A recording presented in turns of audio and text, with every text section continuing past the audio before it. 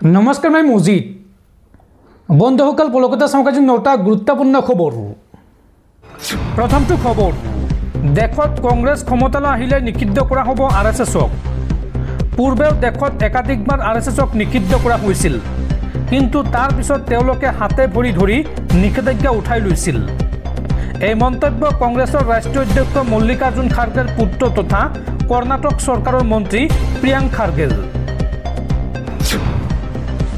পৰৱৰ্তী খবৰ 2026ত অসমত মুখ্যমন্ত্ৰী কোন হ'ব অসমৰ জনতাৰ পছন্দত ৰাজ্যৰ পৰৱৰ্তী মুখ্যমন্ত্ৰী কোন এই সন্দৰ্ভত প্ৰকাশ পাইছে সমীক্ষা চাৱাহক সবিশেষ ভোট ভাইব এলএলপিৰ সমীক্ষা অনুসৰি অসমৰ জনতাৰ পছন্দমতে মুখ্যমন্ত্ৰী পদৰ বাবে মাত্ৰ 0.8% ব্যৱধান হিমন্ত বিশ্ব শৰ্মা আৰু গৌৰৱ গগৈৰ মাজত এই সমীক্ষা অনুসৰি অসমৰ 45.6% ভোটাৰে মুখ্যমন্ত্ৰী ৰূপে পুনৰ বিচাৰে হিমন্ত বিশ্ব শৰ্মাক আৰু অসমৰ 44.8% লোকে বিচাৰে গৌৰৱ গগৈ এতিয়া লক্ষণীয় হ'ব 2026ত অসমৰ পৰৱৰ্তী মুখ্যমন্ত্ৰী কোন হয় আপোনাৰ পছন্দৰ মুখ্যমন্ত্ৰী গৰাকীৰ নাম আপুনি কমেণ্টত জনাওক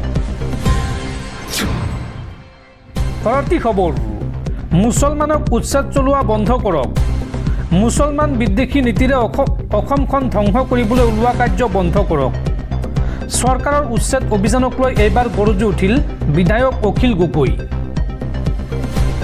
উচ্ছেদক সমৰ্থন কৰি অসমীয়াই নিজৰ ভৰিত নিজে কুঠাৰ মাৰিছে মুছলমান বুলি কৈ এজনকৈ সকলো লোকৰ ঘৰ বুলডোজাৰেৰে ভাঙি পেলোৱা হৈছে অসমীয়া দুখীয়া ভূমিহীন কৰাৰ বাবে উচ্ছেদ প্ৰক্ৰিয়া আন একো নহয় জনজাতি লোকৰ উচ্ছেদক তল পেলাবলৈ এতিয়া মুছলমানক উচ্ছেদ কৰা হৈছে মুছলমান বিদ্বেষী নীতিৰে অসমখন ধ্বংস কৰিবলৈ ওলোৱা কাৰ্য বন্ধ কৰক শিক্ষাৰ মান উন্নত হ'বলগীয়াৰ সময়তে শিক্ষাৰ্থীৰ ঘৰ ভাঙি দিয়া হৈছে পৰীক্ষাৰ সময়ত ঘৰ ভাঙিলে ক'ত শিক্ষাৰ্থীয়ে ভাল ফলাফল কৰিব পাৰিব বিদেশী বুলি খেদি দিব পাৰিলে উচ্ছেদ কৰাটো বেলেগ কথা যদি উচ্ছেদিত পুনৰ অসমতে থাকে তেতিয়া অসমৰ অৰ্থনৈতিক মান অনুন্নত হ'ব কষ্ট কৰি সৰু ঘৰ এটা বনাইছে তেওঁলোকে এতিয়া সেই ঘৰটো ভাঙি দিলে সেই মানুহবোৰৰ অৱস্থা কি হ'ব সাম্প্ৰদায়িক উত্তেজনা বৃদ্ধি কৰি চলোৱা উচ্ছেদ কাৰ্য বন্ধ হ'ব লাগে চৰকাৰৰ উচ্ছেদ অভিযানক লৈ এইদৰে গৰজি উঠিল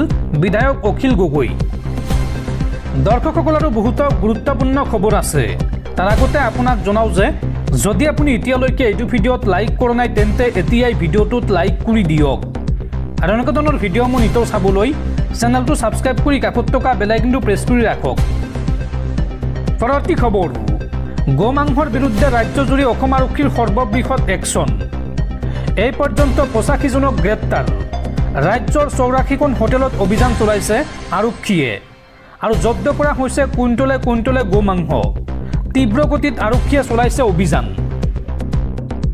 নিষিদ্ধ মাংসৰ বিৰুদ্ধে ৰাজ্যত সৰ্ববৃহৎ একশ্যন আৰক্ষীৰ একেদিনাই ৰাজ্যত 84খন হোটেলত অভিযান আৰক্ষীৰ আৰু এই পৰ্যন্ত 85জনক গ্ৰেপ্তাৰ কৰিছে আৰক্ষীয়ে নিষিদ্ধ মাংসৰ বেহা চলাই যোৱা কোনো লোক হাৰি নাযাব চৰকাৰী নীতি নিয়মক উলংঘা কৰি একাংশই চলাই গৈছিল নিষিদ্ধ মাংসৰ বেহা অসমৰ কোন জিলাত অভিযান চলোৱা হৈছে চাৱাহক কোকৰাঝাৰ নগাঁও চিৰাং নলবাৰী ধুবুৰী ছয়গাঁও গুৱাহাটী চৰাইদেউ ডিব্ৰুগড় খাৰুপেটীয়া লখিমপুৰ হাইলাকান্দি ৰূপহীহাট বৰপেটা বঙাইগাঁও আৰু লগতে মৰিগাঁও লাহৰীঘাটত অভিযান চলাই আৰক্ষীয়ে আৰু এই অভিযানৰ সময়ছোৱাত 85জন লোকক গ্ৰেপ্তাৰ কৰিছে আৰক্ষীয়ে লগতে কুইণ্টলে গোমাংস জব্দ কৰিছে আৰক্ষীয়ে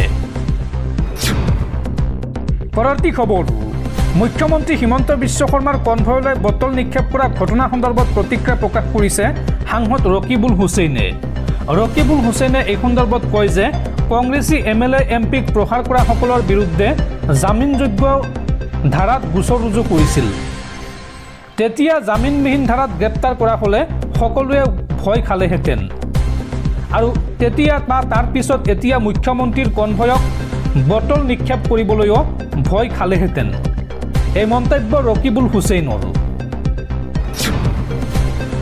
পৰৱৰ্তী খবৰ ৰাজ্য কঁপাই যোৱা গীৰগাই কেলেংকাৰীক লৈ এইবাৰ চিপাঝাৰৰ গৰুখুটিত উত্তপ্ত পৰিস্থিতি। হিমন্ত বিশ্ব শৰ্মা গ বেক, পীযুষ হাজৰিকা গ বেক ধ্বনিৰে উত্তাল প্ৰতিবাদ কংগ্ৰেছৰ। চিপাঝাৰৰ গৰুখুটিত এইবাৰ উত্তপ্ত পৰিস্থিতি। প্ৰতিবাদ কৰিবলৈ অহা কংগ্ৰেছ নেতাকৰ্মীক বাধা বিজেপি কৰ্মীৰ। আধা বাটতে আবদ্ধ কৰে প্ৰতিবাদ কৰিবলৈ অহা কংগ্ৰেছ কৰ্মীক। গীৰগাই কেলেংকাৰীৰ বিৰুদ্ধে প্ৰতিবাদ কৰিবলৈ আহিছিল গৰুখুটিৰ কৃষি প্ৰকল্পলৈ। আৰু সেই সময়তে ৰাজপথতে আবদ্ধ হৈ পৰে যুৱ কংগ্ৰেছৰ সভাপতি, উপ সভাপতিসহ সাধাৰণ সম্পাদক। আৰু তাৰ পিছতে হিমন্ত বিশ্ব শৰ্মা গ বেক, পীযুষ হাজৰিকা গ বেক ধ্বনিৰে উত্তাল প্ৰতিবাদ সাব্যস্ত কৰে কংগ্ৰেছে। পৰৱৰ্তী খবৰ, ৰাজ্যজুৰি গোমাংসৰ বিৰুদ্ধে চলোৱা অভিযানক লৈ এইবাৰ প্ৰতিক্ৰিয়া প্ৰকাশ কৰিছে আমছুৱে। আমছুৰ সভাপতি ৰেজাউল কৰিম চৰকাৰে এই সন্দৰ্ভত কয় যে কোনে কি মাংস খাব, কোনে কি খাব, কি নাখাব সেয়া মুখ্যমন্ত্ৰীৰ এখতিয়াৰৰ বিষয় নহয়। মুখ্যমন্ত্ৰীয়ে উন্নয়নৰ ৰাজনীতি কৰক, এইবোৰ বাদ দিয়ক। এই মন্তব্য ৰেজাউল কৰিম চৰকাৰৰ। নিষিদ্ধ মাংসৰ বিৰুদ্ধে চলোৱা অভিযানক লৈ প্ৰতিক্ৰিয়া প্ৰকাশ কৰিছে আমছুৰ সভাপতি ৰেজাউল কৰিম চৰকাৰে। ৰেজাউল কৰিম চৰকাৰে এই সন্দৰ্ভত কয় যে কোনে কি মাংস খাব, কি নাখাব সেয়া মুখ্যমন্ত্ৰীৰ এখতিয়াৰৰ বিষয় নহয়। মুখ্যমন্ত্ৰীয়ে উন্নয়নৰ ৰাজনীতি কৰক, মুখ্যমন্ত্ৰীয়ে ছাত্ৰসকলৰ ৰাজনীতি কৰক, মুখ্যমন্ত্ৰীয়ে উচ্ছেদিতসকলৰ পুনৰ সংস্থাপনৰ ৰাজনীতি কৰক, মুখ্যমন্ত্ৰীয়ে ৭১ৰ পিছত অহা বাংলাদেশী বিতৰণৰ ব্যৱস্থা কৰক, মুখ্যমন্ত্ৰীয়ে অসমক ৫খন ৰাজ্যৰ অন্যতম কৰি তোলক। মাংসৰ ৰাজনীতি কৰি কোনে কি ৰাখিছে, কাৰ পাকঘৰত কি ৰান্ধিছে সেয়া বাদ দিয়ক মুখ্যমন্ত্ৰীয়ে। মুখ্যমন্ত্ৰীক বিনম্ৰতাৰে আহ্বান জনাইছোঁ, তেওঁ ৰাজ্যখনৰ মুখ্যমন্ত্ৰী, তেওঁ সকলো জাতি জনগোষ্ঠীক সমন্বয়েৰে আগুৱাই লৈ যাওক। এই মন্তব্য আমছুৰ সভাপতি ৰেজাউল কৰিম চৰকাৰৰ। পৰৱৰ্তী খবৰ, ধুবুৰীত নিষিদ্ধ কৰা হ'ল অসম প্ৰদেশ কংগ্ৰেছৰ সভাপতি গৌৰৱ গগৈক। অসমবাসীৰ ওচৰত অচিৰেই ক্ষমা খোজক গৌৰৱ গগৈয়ে। মুখ্যমন্ত্ৰীৰ বাহনলৈ বটল দলিওৱা ঘটনাক কেন্দ্ৰ কৰি উত্তাল ধুবুৰী। কংগ্ৰেছৰ বিৰুদ্ধে সৰব হৈ পৰে মন্ত্ৰী ৰঞ্জিত কুমাৰ দাস। ধুবুৰীত নিষিদ্ধ অসম প্ৰদেশ কংগ্ৰেছৰ সভাপতি গৌৰৱ গগৈ। অসমবাসীৰ ওচৰত অচিৰেই ক্ষমা খোজক গৌৰৱ গগৈয়ে। অন্যথা ধুবুৰীত গৌৰৱ গগৈৰ প্ৰৱেশ নিষিদ্ধ কৰিব বিজেপিয়ে।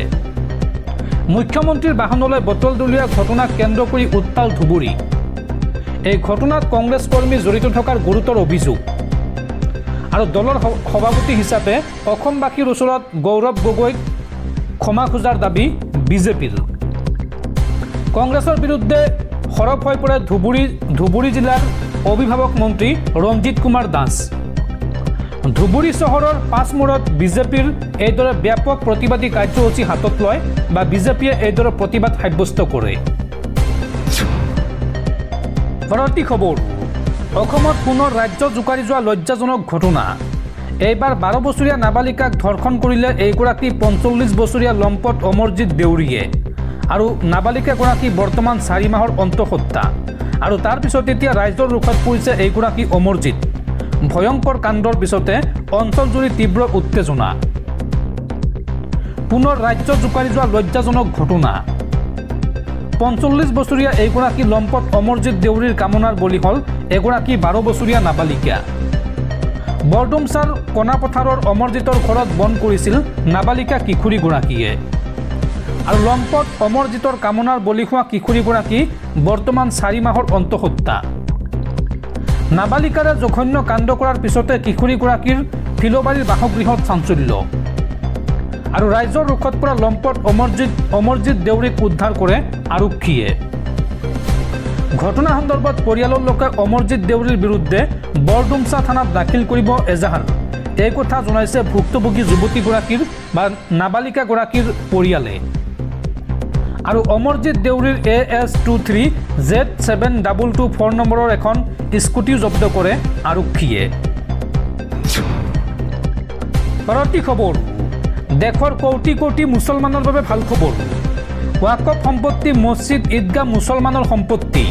এই ৱাকফ সম্পত্তি কোনেও কাঢ়ি নিব নোৱাৰিব। এই মন্তব্য আছাদুদ্দিন ওৱেইছিৰ। দেশৰ কোটি কোটি মুছলমানৰ বাবে ভাল খবৰ। ওয়াকফ মছজিদ ঈদগাহ বা মুছলমানৰ মাটি কেৱল মুছলমানৰ সম্পত্তি ওয়াকফৰ মছজিদ ঈদগাহ মাটি এই সকলোবোৰ কেৱল মুছলমানৰ সম্পত্তি ওয়াকফ সম্পত্তি কোনেও কাঢ়ি নিব নোৱাৰিব আমি ভাৰতৰ মুছলমান মছজিদ ঈদগাহ মাটি কেৱল মুছলমানৰ মাটি যদি বিজেপিয়ে মুছলমানৰ সম্পত্তি ল'ম বুলি ভাবিছে তেন্তে হেয়া পূৰণ নহ'ব এটা মছজিদ এটুকুৰা মাটি আমি এৰি নিদিওঁ প্ৰতিটো মছজিদত আমি 5 ওয়াক্ত নামাজ পঢ়ি আছোঁ কেৱল জুম্মা নামাজেই নহয় প্ৰতিদিনে 5 বাৰকৈ মুছলমানে নামাজ আদায় কৰি আছে এই মছজিদসমূহত আৰু মুছলমানৰ মছজিদ ওয়াকফ সম্পত্তি কোনেও কাঢ়ি নিব নোৱাৰিব ওয়াকফ সম্পত্তি মছজিদ ঈদগাহক লৈ এই ডাঙৰ মন্তব্য কৰিছে আছাদুদ্দিন ওৱেইছিয়ে